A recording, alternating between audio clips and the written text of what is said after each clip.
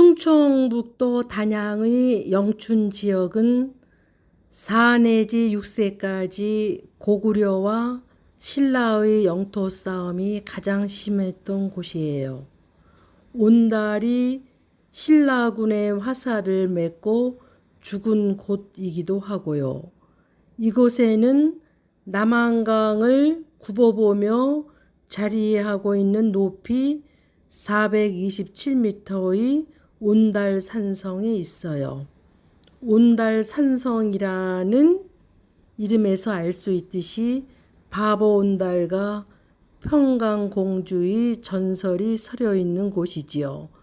또 온달 동굴이라고 불리는 석회 동굴도 있는데 온달이 몸과 마음을 갈고 닦았던 곳이라고 해요. 나라에서 사냥대회가 열렸어요. 온달은 산속에 난 커다란 발자국을 쫓아가서 가장 크고 좋은 짐승을 잡았지요. 온달이 사냥대회에서 잡은 동물은 멧돼지입니다. 온달은 고구려 평강왕 때의 장수로 북주 무제가 요동을 치고 그 여세로 고구려까지 밀고 들어오자 임금이 군사를 이끌고 배신원에서 역습할 때 선봉에 서서 싸움을 승리로 이끌었습니다. 590년을 한북을 신라로부터 회복하고자 군사를 이끌고 나갔다가 전사하였습니다. 지금부터 바보 온달과 평강공주를 읽어보겠습니다. 엉엉엉, 평강아, 이제 그만 울거라. 예쁜 얼굴이 미어지게 했구나. 하지만 어떻게 해도 평강공주의 울음을 멈출 수는 없었어요. 할 수 없군. 울보 평강을 저 산속에 사는 바보 온달에게 시집 보내는 수밖에. 그 말에 평강공주는 울음을 그치고 물었습니다. 바보 온달이 누구지요? 울보 공주에게 꼭 어울리는 바보 배필이란다. 바보 온달? 평강공주는 바보 온달이 어떤 사람인지 궁금했습니다. 어느덧 시간이 흘러 처녀가 된 평강공주에게 이웃 나라의 왕자들이 앞다투어 청혼을 해왔습니다. 평강아, 네가 벌써 혼이 날 나이가 되었구나. 네, 아바마마. 이제 저는 바보 온달에게 시집갈 거예요. 바보 온달이라니, 내가 지금 제 정신이냐? 임금님의 꾸지람에 평강공주가 말했습니다. 아바마마, 제가 어려서 울 때마다 바보 온달에게 시집 보낸다고 하셨잖아요. 평강공주의 고집에 임금님은 화를 내며 공주를 궁궐에서 쫓아냈어요. 쫓겨난 공주는 깊은 산속에 사는 바보 온달을 찾아갔습니다. 공주는 자신의 폐물을 싸들고 동문을 향해 서둘러 걸어갔습니다. 성문을 나선 공주는 초행길이라 온달의 집을 찾을 수가 없었습니다. 길에서 서성거리다가 한 여인이 걸어오자 공주는 그 여인 앞에 가서 물었다. 온달의 집이 어디인지 좀 알려주시겠어요? 그 여인은 눈이 휘둥그레져서 공주를 위아래로 훑어보고 나서 온달의 집을 알려주었다. 온달이 집 앞에 이른 공주는 찬찬히 집부터 살펴보았다. 집이라고도 할 수 없었다. 허술한 움막에 널빤지로 된 문이 하나 있기는 했지만 간신히 드나들 수 있을 정도였다. 조심스럽게 문을 열고 집 안에 들어서니 어두컴컴하여 아무것도 보이지 않을 뿐더러 쾌쾌한 냄새가 코를 찔렀다. 공주가 가만히 서서 살펴보니 늙은 할머니 한 분이 헌 마대 조각을 덮고 누워 있었다. 공주가 온돌 위에 올라섰는데 그 할머니가 일어나 누가 왔냐고 물으며 두 손으로 땅바닥을 이리저리 더듬는 것이었다. 이 할머니가 온달이 눈먼 어머니임이 분명했다. 공주는 그 할머니 앞에 가서 절을 하고는 할머니의 손을 잡고 어머님 하고 불렀다. 공주의 손을 만져보던 온달이 어머니는 흠칫 놀라며 얼른 잡고 있던 손을 놓았다. 공주가 산 아래에 이르러 쳐다보니 산등성이의 오솔길로 느릅나무 껍질을 한 짐 지고 천천히 걸어 내려오는 한 남자가 있었다. 온달이라고 생각한 공주는 울렁거리는 가슴을 진정시키며 그 사람이 내려오기를 기다렸다. 드디어 그 사람이 공주 가까이에 이르렀다. 그는 분명히 온달이었다. 공주는 너무나 반가운 나머지 부끄러움도 있고 온달 앞으로 달려가서 말했다. 이제 오세요. 온달은 걸음을 멈추고 공주를 쳐다보았다. 아름다운 귀족 여인이었다. 온달은 놀라서 물었다. 이곳은 기인들이 다닐 만한 곳이 아니며 더구나 여자들이 다닐 곳이 못 되는데 무슨 일로 이곳에 오셨소? 저는 성에서 왔어요. 당신에게 시집와 살려고. 공주는 말을 맺지 못하고 낯을 붉히더니 고개를 숙였다. 너무나 뜻밖의 말이라 온달은 멍하니 서 있다가 갑자기 소리쳤다. 너는 귀신이냐 여우냐 썩 물러가라. 온달은 자기 집으로 잽싸게 달아났다. 공주가 온달의 집 앞에 이르러 어머님 하고 불렀으나 아무 대답이 없었다.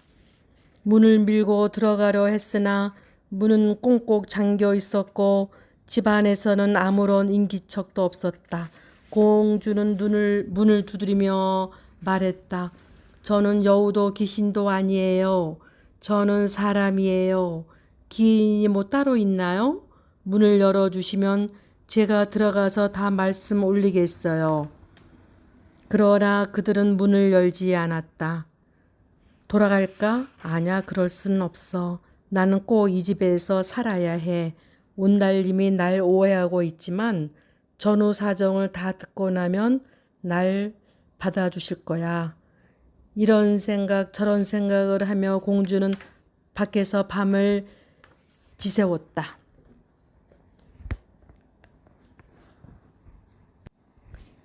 드디어 온달이 문을 열었다. 공주는 집 안에 들어가 온달과 온달의 어머니에게 그간의 사정을 자세히 말했다. 어머님과 온달님이 허락하신다면 저는 일생 동안 이 집에서 살겠어요. 공주의 말을 다 듣고 난 온달은 깊은 생각에 잠기듯 고개를 푹 숙이고 있었다. 온달의 어머니는 한숨을 내쉬면서 말했다. 공주님의 말씀을 들으니 고맙기 그지없고 그 선량한 마음씨에 감탄할 뿐이에요. 그러나 공주님처럼 귀한 분이 천하디천한 내 아들놈과 계속 살아갈 수 있을 거라고는 생각되지 않는데요. 공주는 흔들리지 않고 차분히 온달의 어머니와 온달을 설득했다. 온달의 어머니는 공주의 결심이 굳은 것을 보고 감동하여 공주의 손을 잡고 눈물을 흘렸다. 온달과 공주는 간소하게 애를 차리고 부부가 되었다. 공주는 자기가 가지고 온 폐물을 팔아서 고래등 같은 기아집과 비옥한 토지를 사고 여러 가지 가재도구들을 사들여 가정을 꾸몄다. 그리고 온달의 어머니를 극진히 섬기고 온달에게 글을 가르치는 등으로 온갖 정성을 다했다. 온달과 온달의 어머니 또한 공주를 지극히 사랑했다. 공주는 온달에게 열심히 공부를 가르치고 무술을 익히게 했다. 온달은 열심히 공부하고 무술을 익혀 훌륭한 장수로 변하였어요. 나라에서 사냥대회가 열린다는 소식을 들은 평강공주는 온달을 궁궐로 보냈습니다. 온달님, 제일 크고 좋은 짐승을 잡아 제사를 올린다고 하니 최선을 다하셔야 해요. 공주를 위해서라도 제사에 쓸 짐승은 반드시 내가 잡으리다. 사냥이 시작되자 많은 장수들이 함성을 지르며 산속으로 들어갔습니다. 그러나 온달은 무작정 산속으로 들어가지 않고 산속의 커다란 발자국을 쫓아갔습니다. 마침내 커다란 멧돼지를 찾아낸 온달은 화살을 쏘아 멧돼지를 잡았습니다. 임금님은 가장 큰 멧돼지를 잡은 장수를 불렀습니다. 어디에 사는 누구인고? 저는 예전에 바보 온달이라고 불리던 온달이옵니다. 아니, 네가 바보 온달이란 말이냐? 임금님은 이렇게 잘생기고 늠름한 청년이 바보 온달이라는 것을 믿을 수 없었습니다.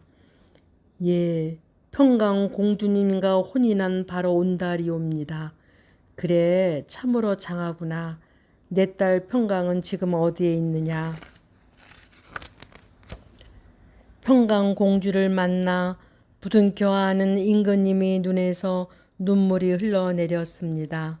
너를 그렇게 쫓아내고 이 아비의 마음이 얼마나 아팠는지 모른다.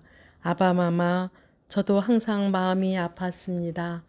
임금님은 평강 공주에게 그동안 있었던 일을 듣고 온달과 공주를 위해 큰 잔치를 열어주었어요. 그 후 온달은 나라를 지키는 훌륭한 장수가 되었답니다. 네, 여기까지입니다. 한 훌륭한 여성성을 가진 평강공주의 힘으로 남성을 장군으로 만드는 민담입니다.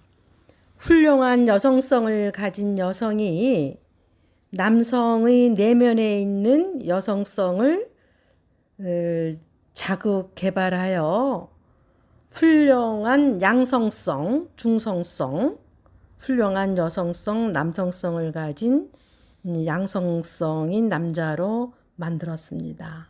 남자는 여자에 의해서 만들어진다는 훌륭한 이야기입니다.